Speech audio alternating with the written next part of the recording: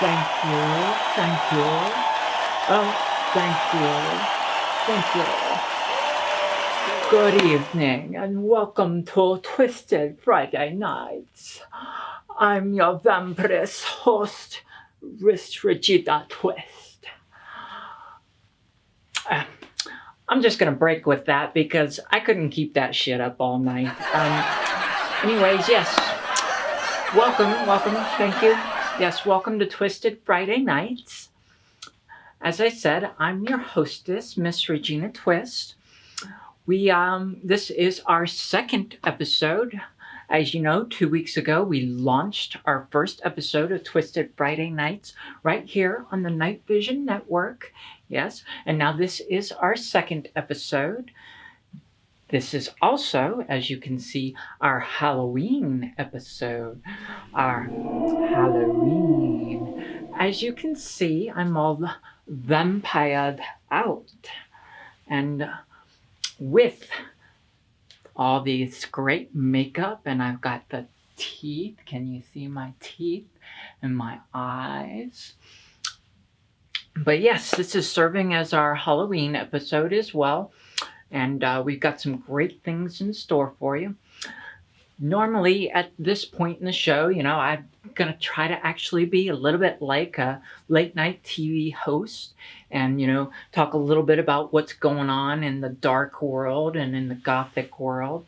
And in doing my research into things like that, because, I'm a vampirist, I came across some vampire jokes, but unfortunately, they were just so very bad that I can't even bring myself to tell them to you. No. You want to hear them? Are you serious? These are terrible. Yeah. All right. I'll tell you a couple of them, but I'm telling you they're bad. So don't shoot the messenger, the vampire messenger. Okay. So yeah, the first one goes. Why don't vampires like horse races? Because they can't handle the stakes. I told you they were bad. I mean, didn't I tell you they were bad? Let's see. Here's another one. So I went to the doctor and got a DNA test from the doctor. And the doctor tells me that my DNA is 50% vampire. And, I was just so bloody ashamed of being a vampire that I can't look at myself in the mirror anymore. I tell you they were bad. I told you they were really bad. One more? I mean, you want one more? Okay. All right, I'll give you one more. This one's a little bit dirty, not too bad, but last one though, because like I told you, these are bad. So, what did the masturbating vampire say? You didn't see that coming. Yeah, like I said. Okay, that's enough of that. But anyhow, we have an absolute great show for you. Everything's going to kind of have a little bit of a Halloween theme to it. We have got a super great interview coming up with Zug von Rock of Angel Spit. Oh my gosh, this man was so awesome to talk to. I really enjoyed talking to him, and I think you're really going to enjoy the interview. Coming up later on as well, we've got another story from the storyteller. That dude's creepy, let me tell you. We need to find out more about him. And we'll get to that later in the show. We also have a very luscious, dominant dance from our ladies over at the Savage Cabaret. Also here on Night Vision, they've sent us a lovely little domination dance. So that's going to be another great thing to see right there. We also have some fire performances. One from myself, another fire performance from myself, self plug. But as a part of this being a show done with Zug van Rock, I did this particular one to a lovely song from his new album, The Ignorance Cartel. So definitely make sure to check that out. That dropped actually earlier this October. So, and it's brand new. Came out October 10th of 2020. Check it out. We also have another fire performance. We have a fire performance from the lovely, lovely Sydney Vigatoff. Sydney girl on fire. So, you definitely got to check her out. She's got a nice little way that she deals with the flames. Okay. And then we also actually have another little dark film from Gyfo Productions. I know, another shameless plug, but you know, it's part of you got to get used to it. It's part of who I am. But anyhow, yes, we've got a scary, scary tale called Hikemare, and that's coming up later on in the show. But definitely coming up next, we're going to see that interview with Zug van Rock. Enjoy the show.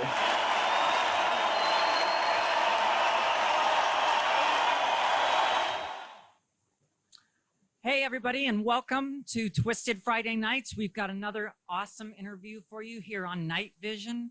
Tonight we've got a special guest. We've got Zug van Rock from Angel Spit. Now, Woo! I mean, let me just get right into it because, I've heard people call you both, Do you prefer to be called Carl or do you prefer to be called Zug? I don't mind. Zug is one of those nicknames that we all got when we were young goths. And now that we're slightly older goths, we've been stuck with that nickname. So, call me Carl or Zug. Either way, I'm fine. Awesome. Well, I really love Zug. I was like, let's go with Zug. Yeah. So, I'll just call you Zug. But, so tell me a little bit about yourself, Zug. I mean, where are you from? Where'd you grow up? Okay. I grew up in a small country town in Australia called Kingaroy. And you've never heard of Kingaroy for a good reason, because it's a very small redneck country town. I went to live in Sydney. I went to university I studied music in a place called Lismore in New South Wales, which is fantastic. I lived in Sydney for, 10 years or something, where I got kind of lost in the industrial culture of the late 90s, early 2000s. And I worked a lot with a lot of the industrial bands. And Sydney's industrial scene during that period was mind-blowing. It was so much fun. There was a whole bunch of different collectives in Australia that focused on industrial music. Like there was one called Crash Frequency that had about 10 bands, and all of those bands had toured, maybe even 20 bands. They'd all toured internationally. And they're all Australian, and we'd all help each other out if we needed advice or legal advice or remixes or anything. Right. And then there was it was great. Then there was another one called Primary Darkwave, and that was based in Brisbane, and they had 200 bands in them. And Primary was helping the younger bands come up. And I sort of started in Primary with Primary Darkwave. My band at the time had played outside of Sydney only a few times. That band was called Jekyll Switch. Right. And through Jekyll Switch, I met Tanked. And if you haven't heard of Tanked, you need to know about Tanked. Tanked is one of the most important industrial EBM bands. Okay. Yeah. I definitely want to know about Tanked here. And just, can you tell me before we get into Tanked and all that? Because I know we got so many things we can talk about in the industrial scene. But can you tell me where your discovery of music and your love, where it came from? I mean, you didn't just jump in and you're like magically there at it. Where did it develop from? Where did you say, fuck, I love music? All right. It sort of started, I guess, when I was 13. My grandma was a piano player, and she actually played in a silent movie theater. Oh, that's cool. When she was younger. Yeah. And she played piano in this, and she was very young at the time, and I think it was in the 30s or 40s or something, but they used to show silent movies, and she'd play. So she taught me piano, keyboards, Meanwhile, my grandparents on the other side were they were fitter and turners. They were metal workers, and my granddad, him and well, his apprentices. He died when I was like 6 months old, but his apprentices, who were like his sons, taught me how to weld and how to grind and how to build go-karts. So when I was like in my early teenage years, half my time was spent building go-karts and welding, and the other half was spent doing organ lessons. And I have a fond memory of when I was working on my go-karts and stuff. It was this huge hangar warehouse, and way down the other end, like 100 feet down the other end, somebody would drop a massive, 20-foot long piece of metal like this big, and it would clang on the concrete floor, and that would resonate up the the whole room would be filled with this sound. And I just remembered these stark sounds were beautiful to me. And when I was about 15, I stumbled across Seven Heads. And finding industrial music in rural Queensland in Kingaroy was impossible. So I came across a lot of it by accident.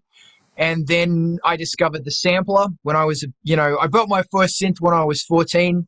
I worked in my parents' shop. This is way too much information. I apologize. Synthesizer. Yeah, no, I saved up. Yeah, I saved up for that one. And I went off to study music at university. And then one day I heard Frontline. I found Frontline Assembly and Skinny Puppy by accident because I was getting into the punk scene. And I didn't know this stuff existed. I didn't know there was industrial. Like I had a dose of Depeche Mode, which is good. Every young man should have a dose of Depeche Mode. Absolutely. And then I discovered it was Two Dark Park by Skinny Puppy. And I just went, this exists. And suddenly the welding and the industrial sounds and the grinders plus keyboard and music, everything made sense. Awesome. So it was all downhill from there. So, you were mentioning Tanked and you were mentioning a couple of other things. What were those early inspirations for you? I mean, who did you identify with before, becoming Angel Spit, obviously? So. Well, musically, I guess I was brought up on a diet, like in Kingaroy, there was AC/DC and ZZ Top. So there's a lot of rock and roll, and it's funny, I now love ZZ Top, and I was listening to Afterburner the other day, and I realized the drums are all Fairlight. They're all digital drums. That's not a real drummer. That's a drum machine. Right. So the universe has been planting the idea of electronics into my head for a long time.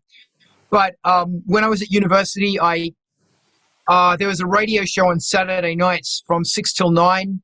And this girl named Miriam was getting cassette tapes sent over to her from a friend in Seattle. And it was grunge. And for the first time, I think she was the first person in Australia to play Soundgarden, Nirvana, Pearl Jam. And this was blowing my mind. Then from 9 till midnight, there was another guy on this public radio show. And his show, he was getting white label vinyl in from England. So I heard for the first time The Prodigy and Orb and 808 Stage. Yeah. So I was getting rock and roll and electronics back to back. Right. And that's always been my background has always been heavy rock and roll. Like I was in rock and roll and grunge bands and punk bands and then heavy electronic music. And what I've always tried to do is create something that has the energy of Rage Against the Machine or, Led Zeppelin or really, amazing energetic music and mix that with the sounds of with synthesizers. Because, although I was brought up on a lot of Stevie Wonder, which is awesome, creating something that has a lot of energy and power in it using a computer is actually kind of really difficult. So, when I moved to Sydney, I fell into the industrial family, and there was a lot of solidarity, and we all helped each other out. Like I was saying, even if it was legal issues or helping program synthesizers or getting rehearsal space, I was in a band at that stage called Jekyll Switch, and Jekyll Switch was cyberpunk. There were no computers, no laptops, no drum machines. There was a drummer. It was Adam Lincoln, who was a maniac. Matthew Sayers played guitar. He had this bizarre guitar rig that had a bass pedal on the lowest string, and that was going off to a bass amp. So he was playing guitar and bass, and then I was just playing samples because we were inspired by a band called the Young Gods, and we wanted to present something that was really high energy, really ferocious, and pretty crazy. So, and we had some pretty good riots on our hands. It was good fun, and through that I met Tanked. And Tanked, Robbie and Dave, they are still like mentors to me. And once Jekyll Switch finished, I started Angel Spit. And Angel Spit started out of a love of distortion and zines. And, I was still listening to music like the Smashing Pumpkins and stuff like that, and Placebo. Right. But what a coincidence. I was just about to ask you, where did Angel Spit come from? But go on. Well, it was stolen from Sonic Youth. The name is from a Sonic Youth song called Orange Rolls and Angel Spit off the album Dirty. Okay. And Angel Spit was great because I learned from Jekyll Switch that people, like the thing about Jekyll Switch is that the three of us were manically creating this music live. So there were three guys staring at their machines, rocking out, but it was kind of boring. Whereas Angel Spit was like, okay, when it started, we said we're going to have everything on a laptop. There's going to be minimal manipulation, and we are just going to assault the audience.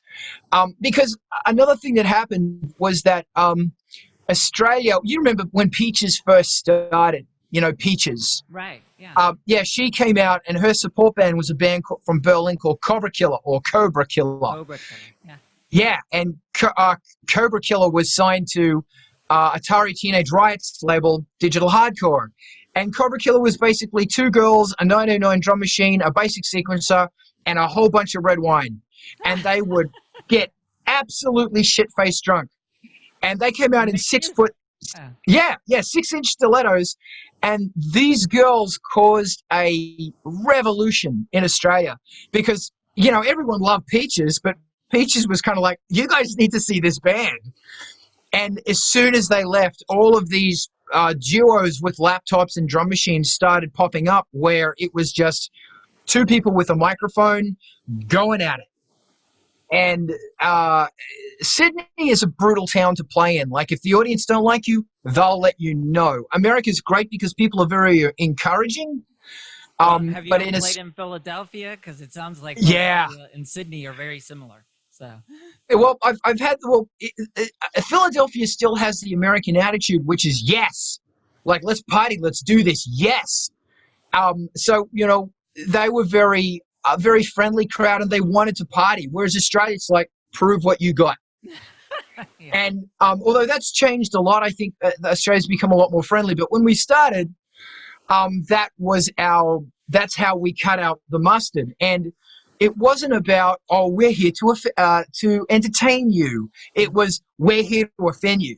Because we know that if you don't get offended, you're just not going to give a shit. And the only way we can make you stop crossing your hands, because they're all bald, wearing Tool T-shirts and, what do you got? I'm so independent. The only way you could break through that was absolute scathing, offensive barrage of get in your face. Right. So that's how Angel Spit started. Well, that's awesome. And Tank was there. Yeah, go ahead. I was just going to say, because one of my questions was going to be, where does your I don't give a shit, I don't give a fuck about what people think attitude come from? But that sounds like it's exactly Sydney. Sydney. Yeah. Don't get me wrong, fantastic bunch of people. Right. But they wouldn't put up with bullshit. Right. So, and I'm grateful for that. I'm really, really grateful for that. But yeah, it was a lot of fun, and Tanked and another band called Kinderschmerzen and many of these bands they were always there, and they were Angel Spit's big brothers, I guess. So yeah, that's how it started. Awesome. Yeah. So tell me.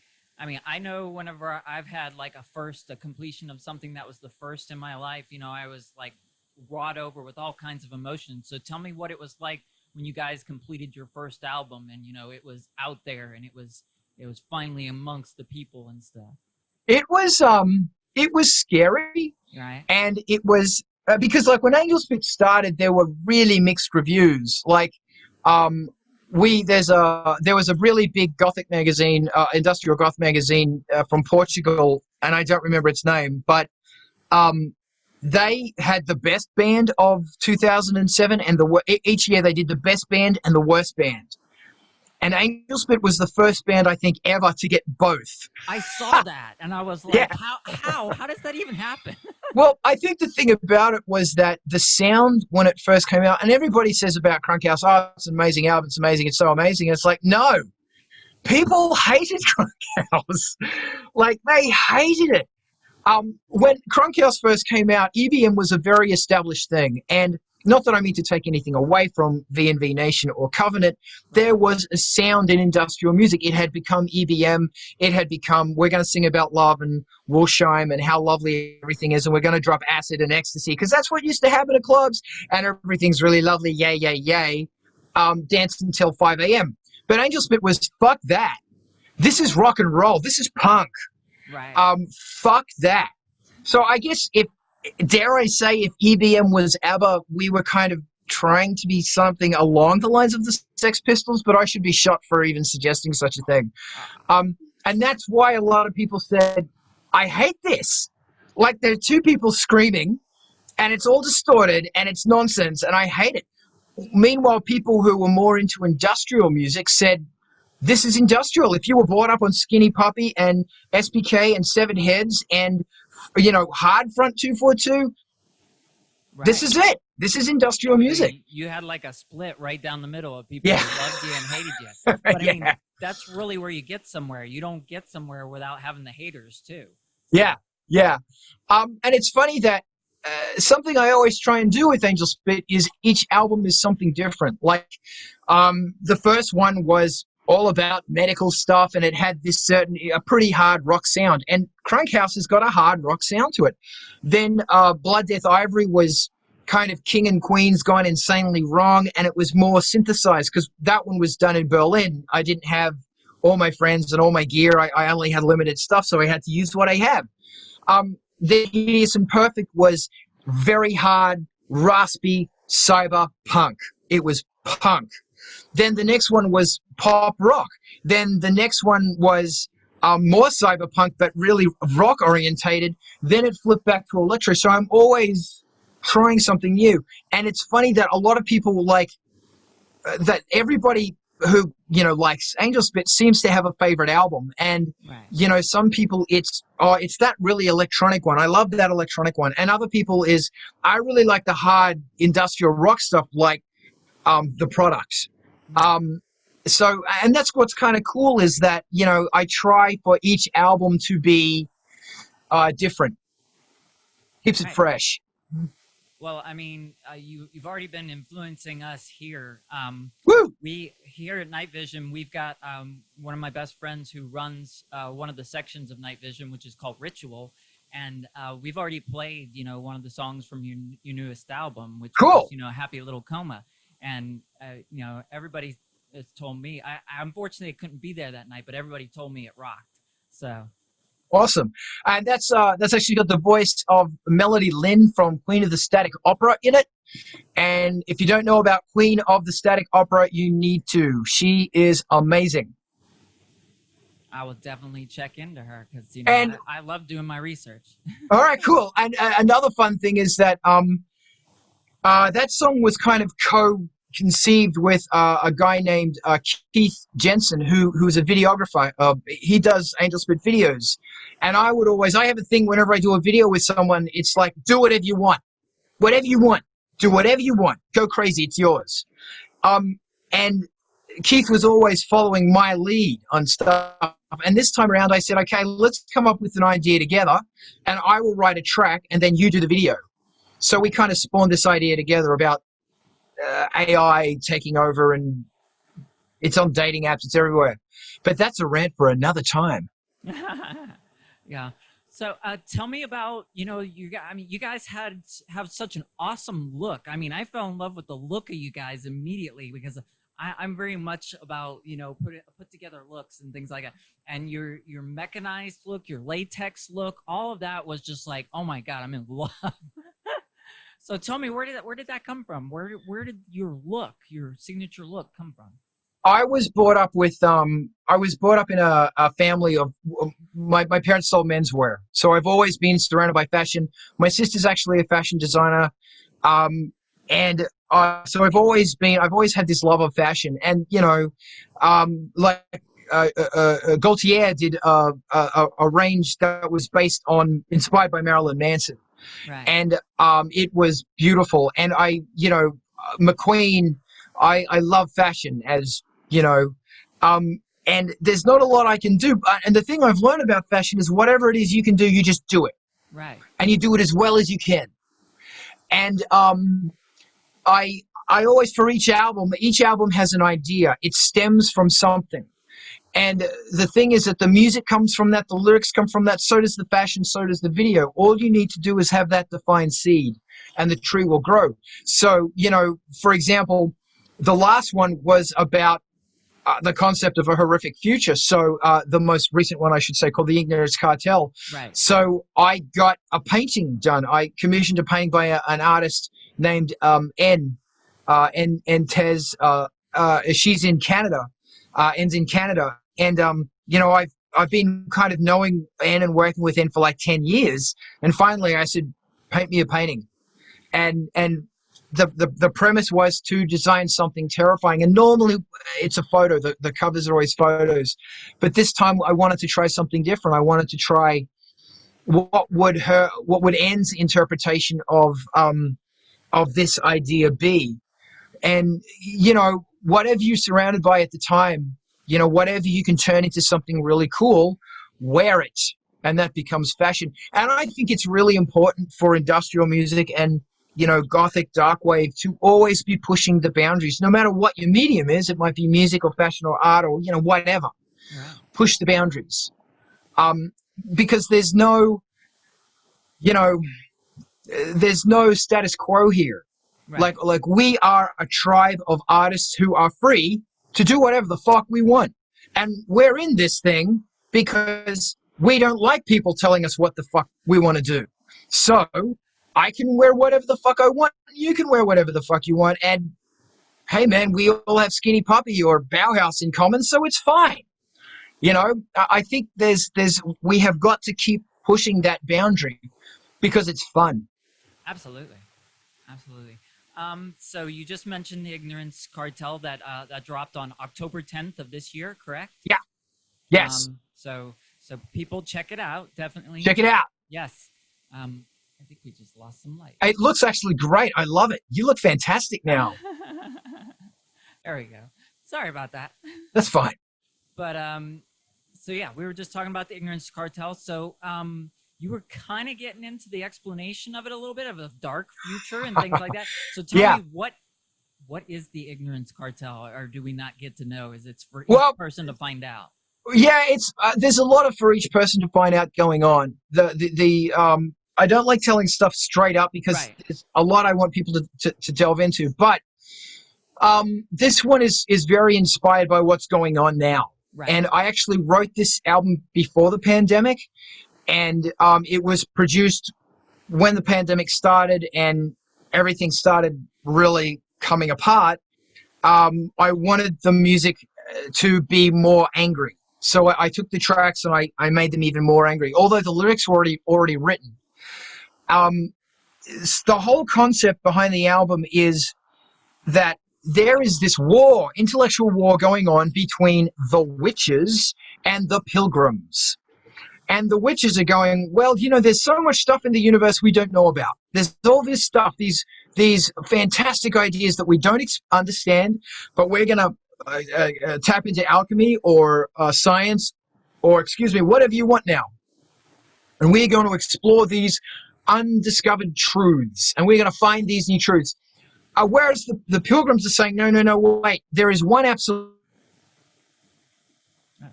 truth that was established way back then, and no matter what we find now, that ain't going to change. So they're saying abortion is not okay, gay rights is not okay, equality is not okay. All of these things are not okay because an interpretation of a rule way back there said this is okay.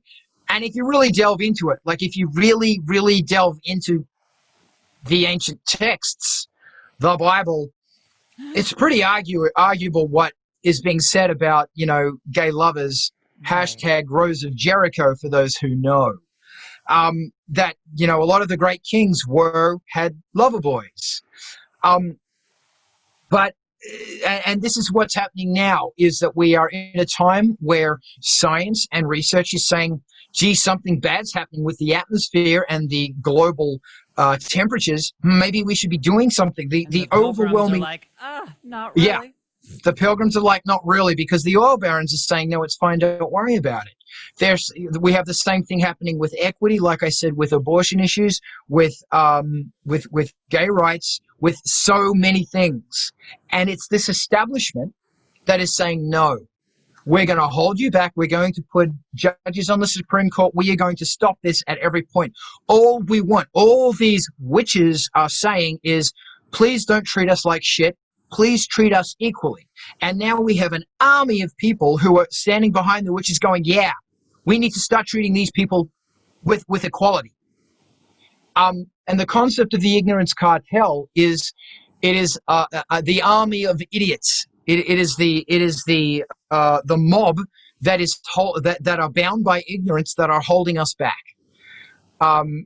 Plus a whole bunch of other stuff as well.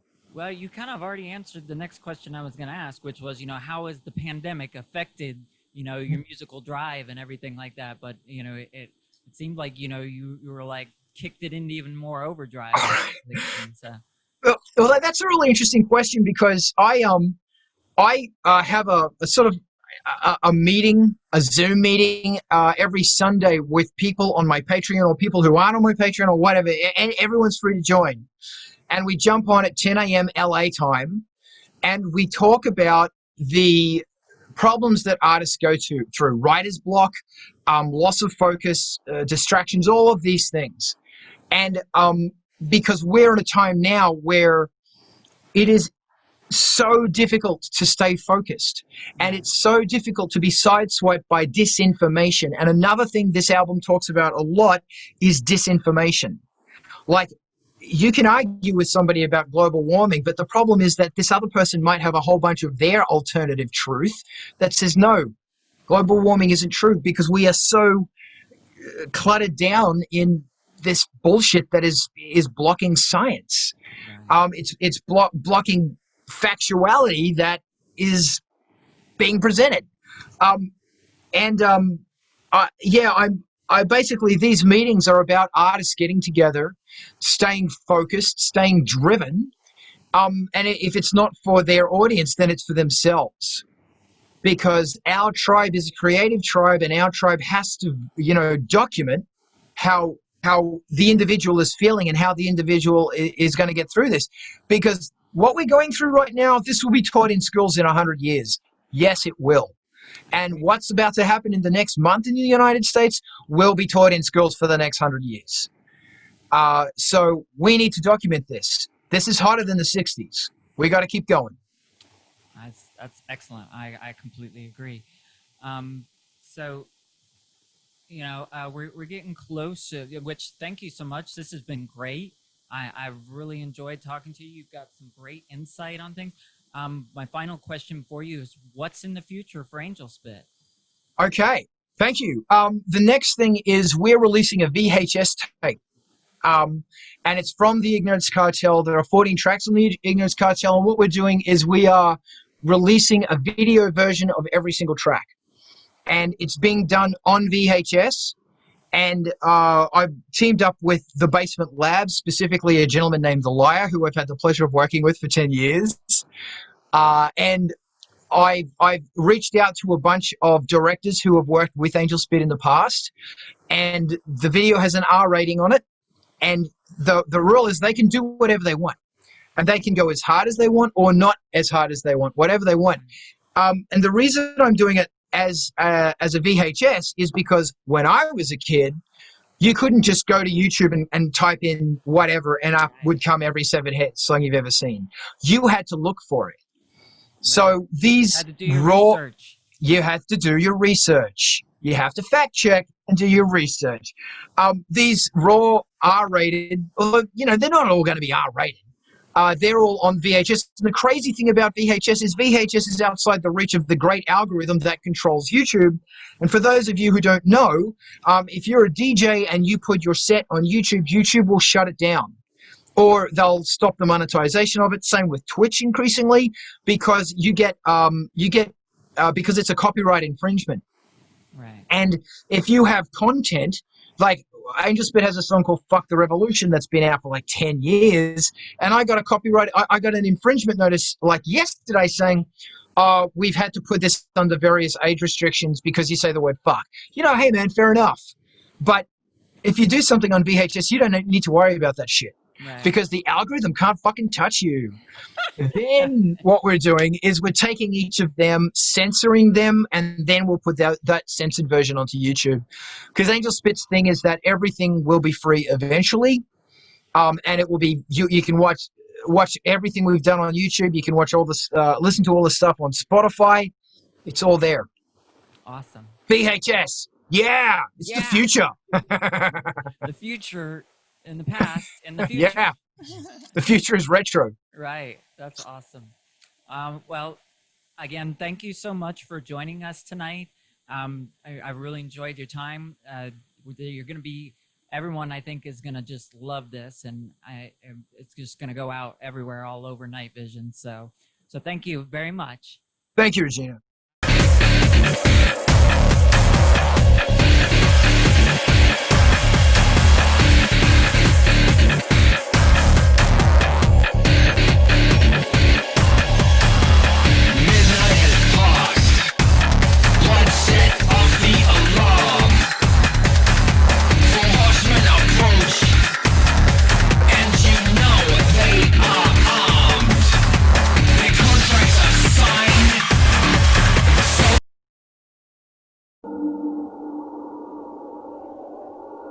Do you know what would happen if members of the LGBT community and some skinheads ran into each other over the gravestone of a deceased drag queen? Find out later during story time.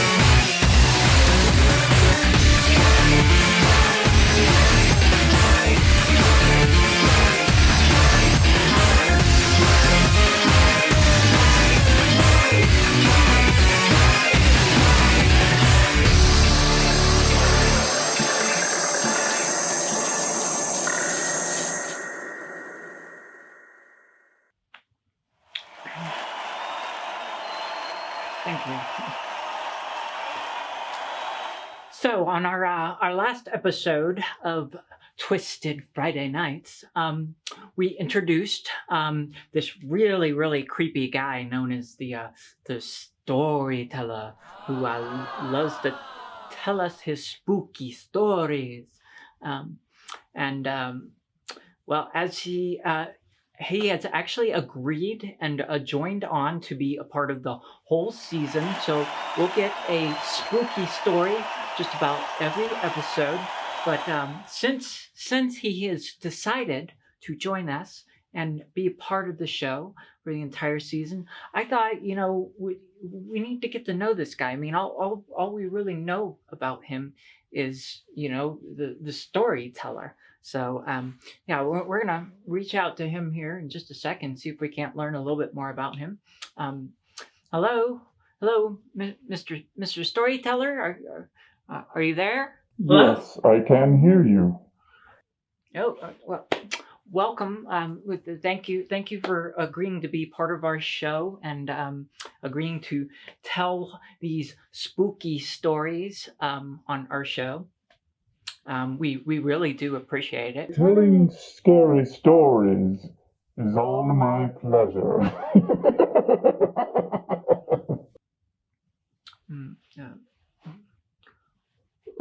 Okay. But anyhow, like I was telling our audience here, we don't really know anything about you, Mr. Storyteller.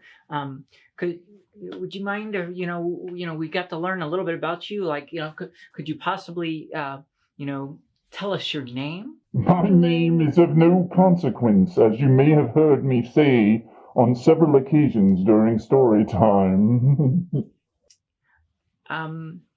Okay, well, so if you can't give us that information, maybe maybe tell us where you're from, or where you came from. Well, I was born on an autumn day in a year so long ago it would break your feeble mind.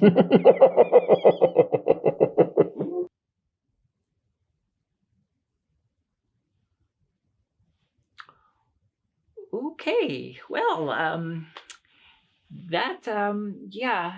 creepy guy. Pretty much only thing that I can say so far about him. But anyhow, coming up next, here we go. Another story from the storyteller. Enjoy. Hello there. Welcome to another edition of Storytime. My name is of no consequence. You can call me simply the Storyteller. Tonight's story is called Pinup Penelope.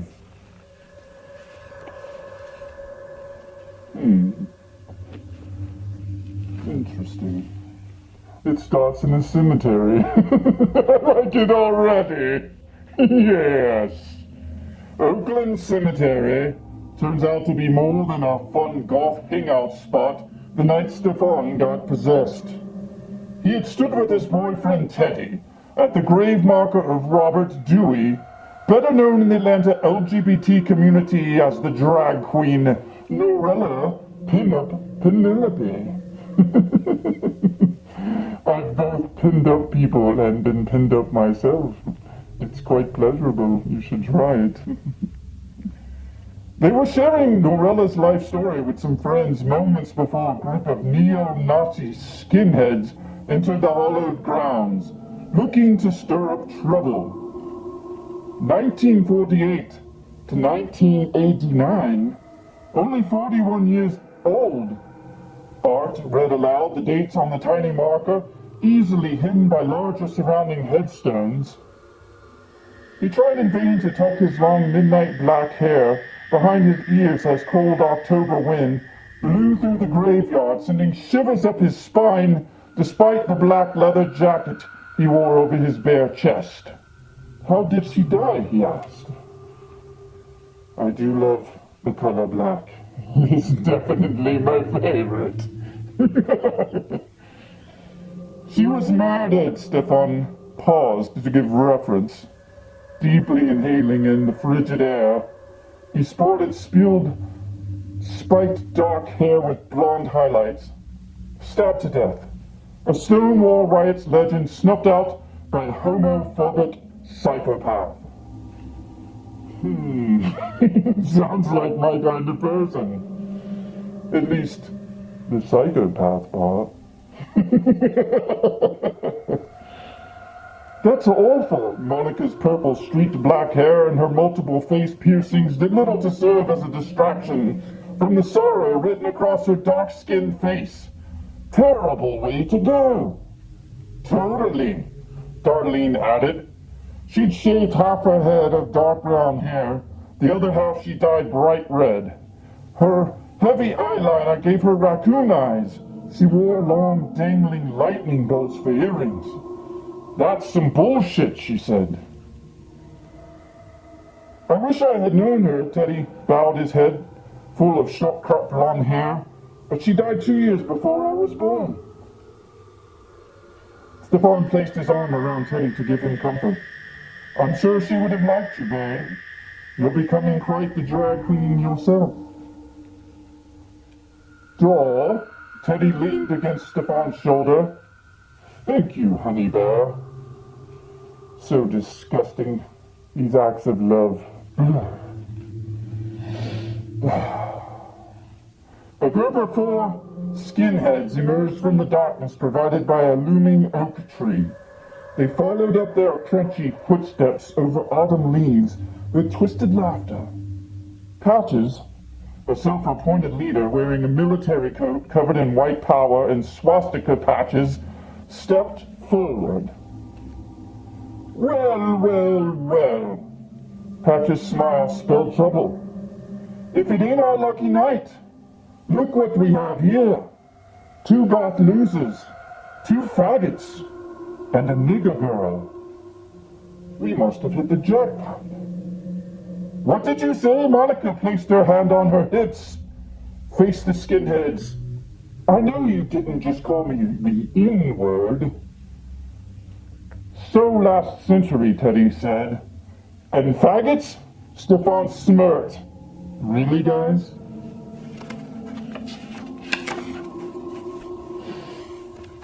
Yes, really, Patches cocked his head. Did I fucking stutter? Get lost, David Duke. Darlene crossed her arms.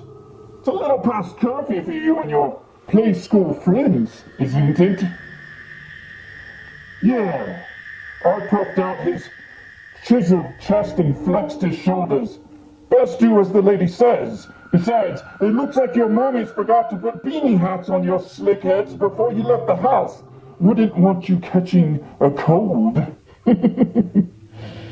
I love the cold. It is definitely preferred over anything warm and fuzzy, such as love, for instance. A couple of smartasses. Patches brushed a finger across his nose. That's good. Makes it more fun when we beat the shit out of you. Right, boys? Patches pulled out a pointed dagger. Belly, the fat one, well, he showcased a hammer. JJ, short for jean jacket, placed brass knuckles on both his fists, while Skinny whipped out a wooden baseball bat from his trench coat. Yeah, Belly answered, gently hammering his hammer into his free hand. Time to bash some goth freaks. This does seem to break my heart. I do love goth freaks. We are one and the same kindred spirit, are we not?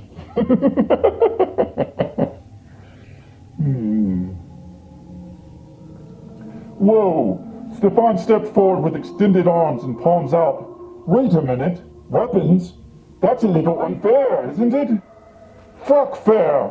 Skinny swung his bat out wide with one arm. Fair is leaving you fuckers alive. Skinny chuckled and winked. But, no promises. Enough talk. JJ raised his fists. Let's kick their asses. Patches darted towards Stefan and Teddy. Belly went after Art, and Skinny headed for Darlene as JJ targeted Monica. Come on, faggots. Patches moved his dagger left and right between Stefan and Steady. Who tried to anticipate his next move? You like phallic shit? Let me stick this dagger up your asses.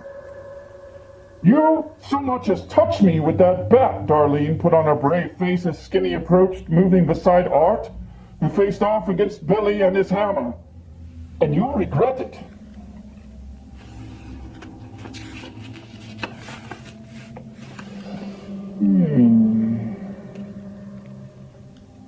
You knock the shit out of her, Billy said, and I'll beat the brains out of this jock-looking motherfucker.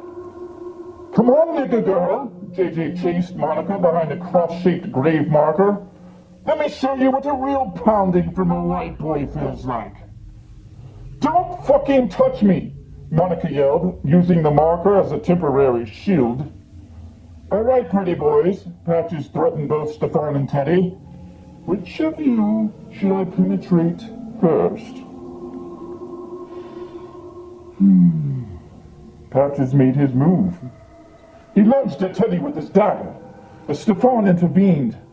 As the blade entered and exited Stefan's ribcage, a howling wind gushed through the graveyard. A whirl of leaves formed into a funnel shape and engulfed Stefan. Honey Bear!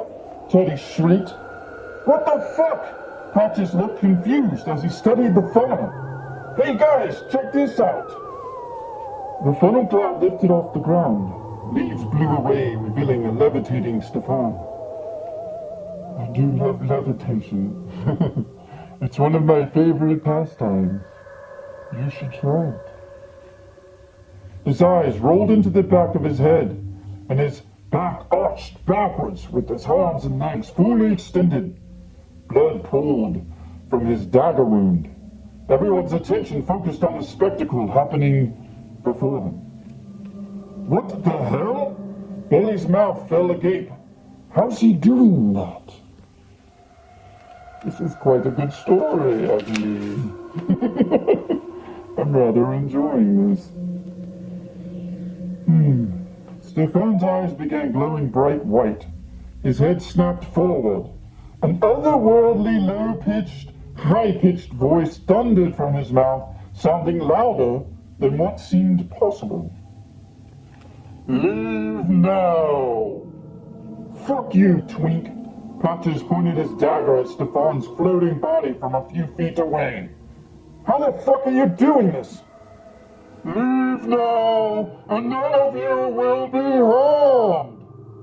Stefan looked directly into Patches' eyes. Stay, and you will die. How are you guys doing this? Patches looked for answers from the others, but they simply shook their head in equal disbelief. Guys, Patches asked his fellow skinheads, help me pull this prick down. I don't know how he's doing this. I don't know, man. Skinny eyed Stefan cautiously, bringing his bat downward towards the ground. His voice doesn't sound right. Look at his eyes. Maybe we should go. Don't be a pussy. Billy elbowed Skinny, walking over to Stefan's floating body. These cocksuckers think they're being so clever. No more insults! Waves of pure energy pulsed down from Stefan and knocked the skinheads off their feet. Take your bigotry elsewhere. Fuck this shit. Skinny stood up and took off. I'm out of here. Same, JJ ran. Patches and Billy exchanged looks of horror and concern. Billy looked to Patches for guidance, and Patches gathered his nerve and stood back up defiant against Stefan's hovering body, his face twisted in a snarly facade of wanton retaliation. Hey, Patches spit on a headstone. You think you can scare us away by pushing us to the ground? Well, fuck you. We ain't leaving.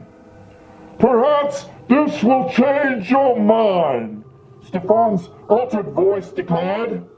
Patches' body immediately began mutating. I love this story. This is really picking up now. Billy stood by and watched in horror as Patches' skin burned from white to black.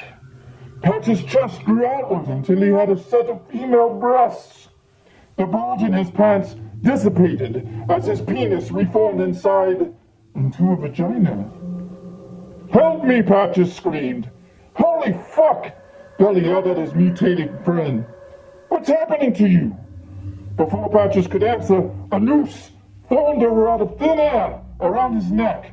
His body relocated from where he stood to hanging from a nearby oak tree in an instant. In his new black woman form, he gasped for breath.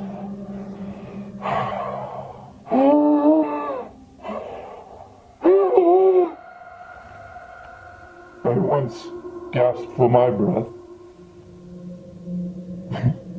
It's actually a very pleasant memory of mine. "Stop it," Billy pleaded, running up to help his friend. "Stop! You're killing him!" "As you wish," Stefan answered. The noose vanished. Patches fell to the ground, returning to his former self. Billy helped him up off the ground. "Come on, man," Billy said. "Let's get the fuck out of here." The two ran out of Oakland Cemetery like cowards, as quickly as their feet would allow. Stefan's friends watched with wide eyes of amazement at what they just witnessed. Once the skinheads were gone, they turned their attention back to Stefan's floating body. "Stefan, are you okay?" Darlene reached up and touched Stefan's body, but received an instant electrical shock for her efforts. "Ow! Stefan is not here!" Stefan's body angled its head to look down. "I am Philip Penelope. The injustice of my death leaves me haunting this graveyard, seeking retribution against those with hate in their hearts." "We have no hate for anyone," Art said. "We're outcasts ourselves."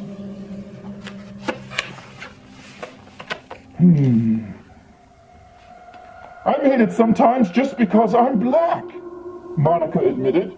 "And me because I'm gay," Teddy confessed. "I know.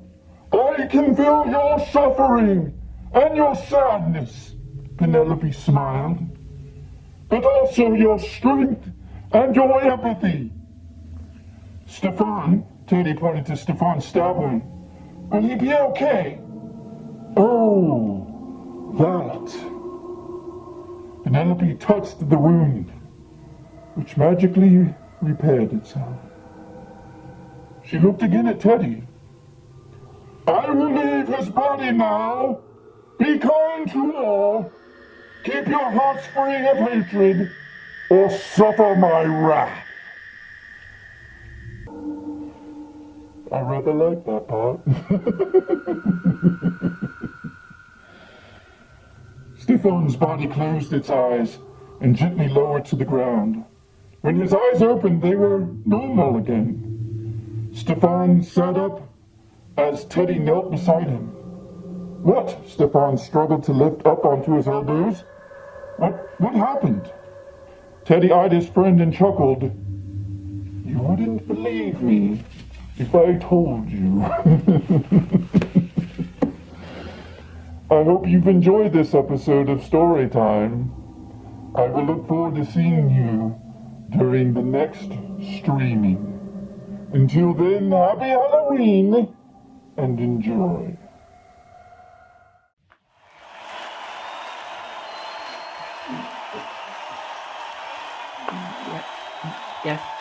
Yes, thank you. Coming up next, actually, we've got a sensual, submissive, and domination dance from the lovely ladies over at Savage Cabaret. The Savage Cabaret, as we've mentioned before, is here on Night Vision on Monday nights. 7:30 p.m. is when it airs every Monday night. It's run by the lovely Nikki.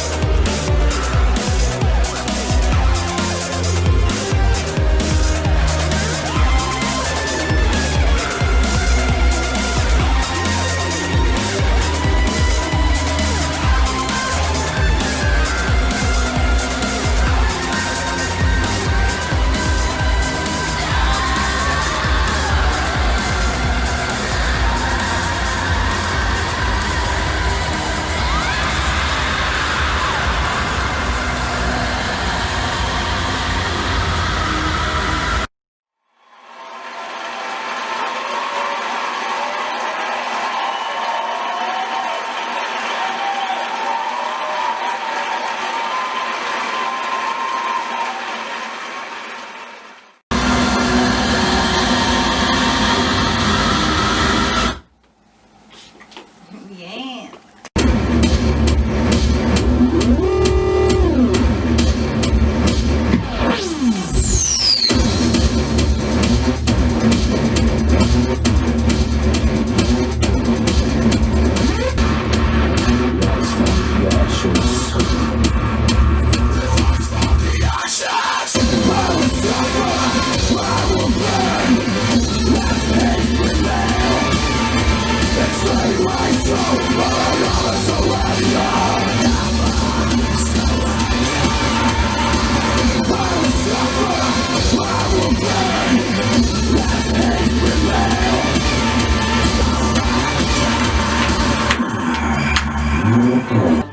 I think we're ready to film now.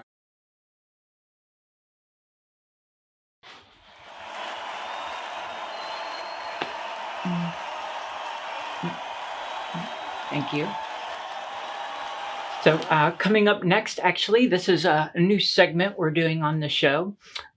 It's a little bit of an experiment, so we'll see if it sticks around and we keep it, but I think it's got a shot. We're going to be showing just basically weird, dark, short clips of things that really we don't know exactly what any of them mean, but it's definitely spooky and it definitely fits this Halloween theme. And well, let's check out a couple of them and let's just see.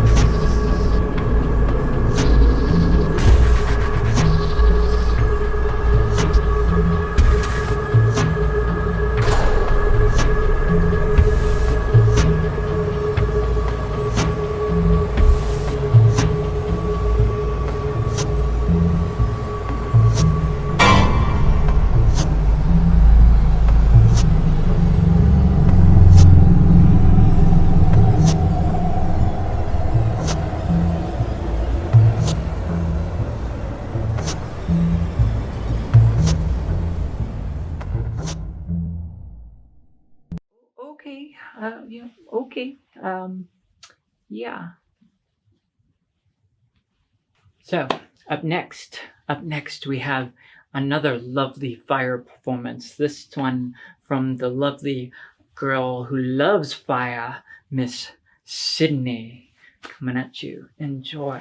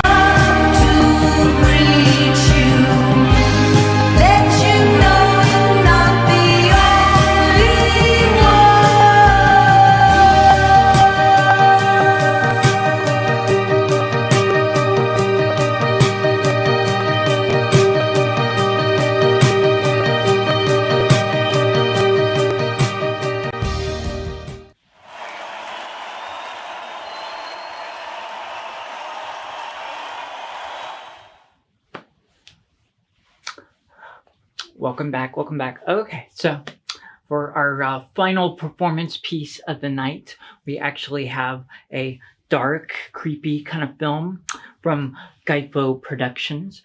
This is called Hikemare, and yes, it does star some people you might know in it, so definitely see what you think about it, see if you enjoy, and it might haunt your dreams. Hikemare.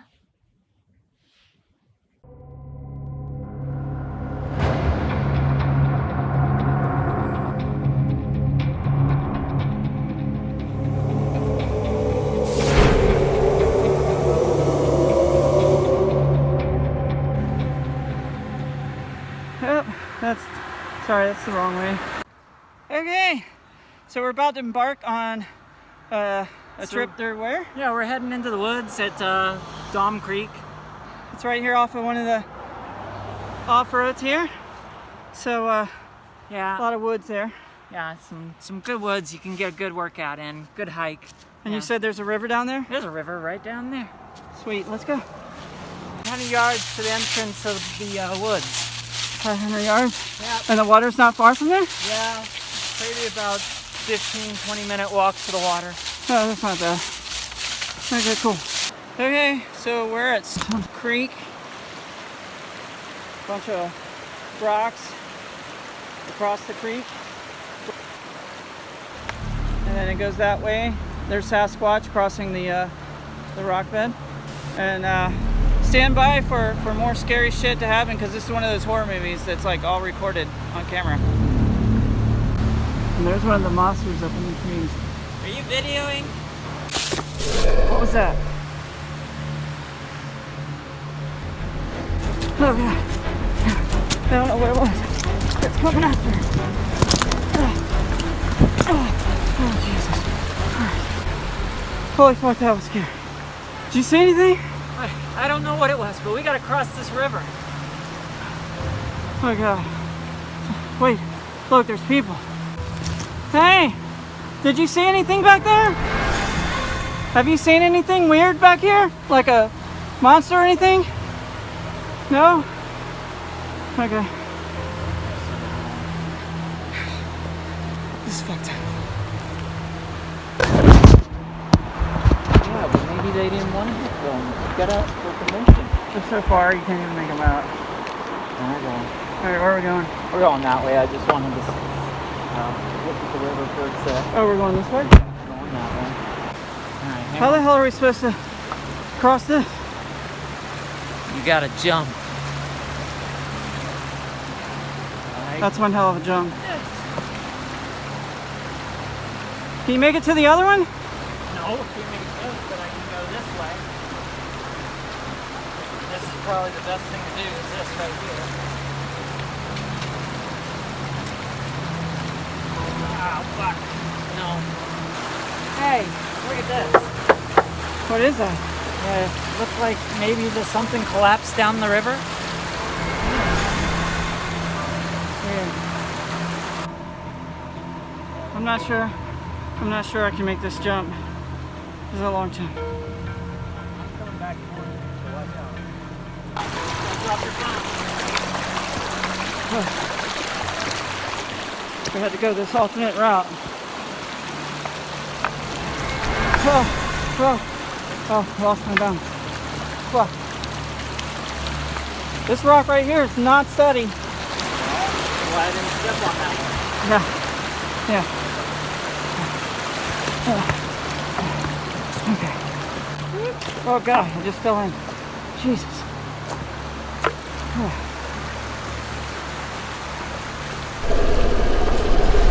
Holy shit. Whoa, what was that? 2020 just couldn't be worse.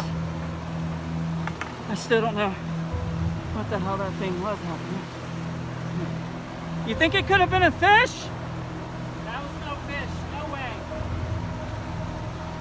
I don't know. Fucking huge leaf. Holy shit. I've never seen a leaf that big, have you? That's pretty big. Looks like it's from the Mesozoic era. Oh god. Oh god, that's creepy up there. Look at that trail. Is that a trail? That's the trail. It's where we're trying to get to so we can survive. Okay. Oh, I Check this out. Check this out. Holy shit. Look at that. Look at that. Is that not creepy? That's like something right out of Sleepy Hollow. Sheesh. Oh my gosh, check this out. What? This. What is it? Oh my god! Ah! Fuck! Fuck!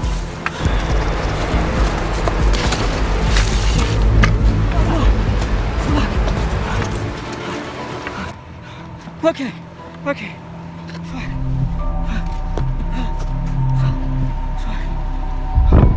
What the hell was that? I don't know. Something fucking got my hand. What? It fucking bit me. I don't know. Something in that thing got me. We gotta get out of here. Where's the trail? That way. We're almost to safety. Okay.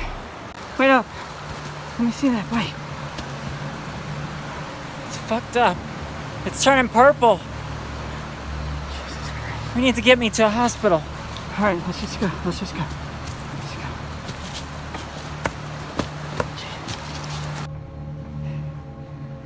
I just gotta rest. Don't go too far. Oh, fuck. Hey. What?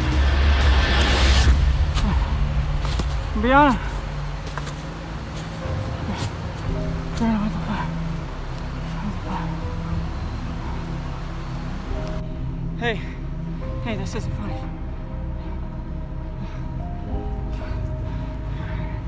All right, I gotta go around.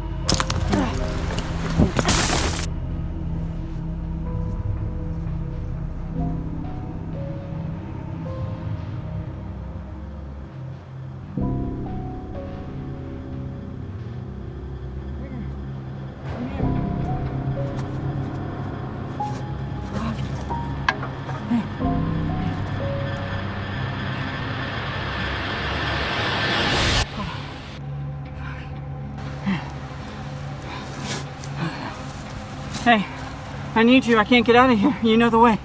You know the way. I don't know what to do. You're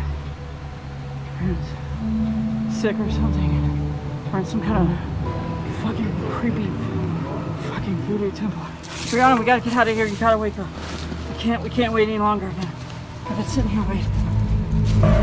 Hey. Hey. Brianna. Oh, God. Jesus Christ! You okay? You okay? Let's get the fuck out of here. Come on. Come on. Hey, you okay? Hey, wait. Yeah. Wait. What? What? No, I'm fine. Fine. What do you mean? You were passed out for like 20 minutes. What are you talking about? You were passed out right there. Fucking right there. You were passed out. Fine. Fuck. Fine. Let's just get out of here. Okay. Okay. You know the way out. I was thinking I was gonna be trapped here. What? We gotta get out now. Okay, let's go. This is all. I'm not fucking weird at all. The path's up here. God. I found it. Let's see. Is that the path? The path right here. Oh, God. This will take us back to the car. Thank God. Shit. Hey. Hey. You've been acting weird ever since you woke up from that. Whatever, let's just take 5. I gotta sit down.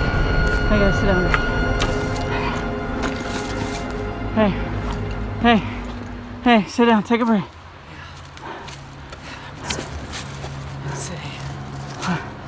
What the fuck happened when you got bit by the tree? What was that? I don't know what You've been acting weird since then. I don't know what it was. But ever since that thing took my hand, I just see these flashes. You're telling me things. What kind of thing? What do you mean? Like weird things, like I should be doing something. Like Something? like I should be murdering, killing things. You're freaking me out, man. Let's just get out of here, okay? There's a lot of woods to cover. You know the way out? You know the way out?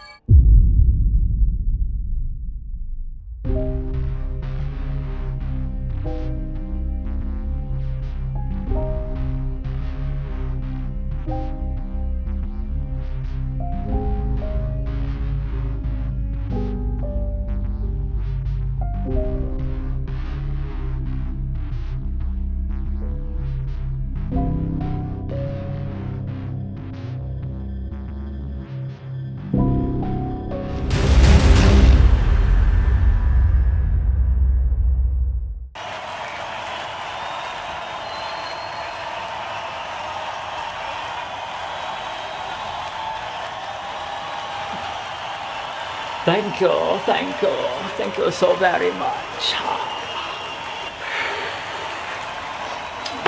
And yes, thank you so much for joining us tonight on Twisted Friday Nights. This has been this is the end of our second episode. Thank you so much for joining us. Please make sure to subscribe to the Night Vision Network so that you can see all of our shows. We're wanting to bring you lots and lots of doc entertainment, and it's only going to get better from here. Thank you so much.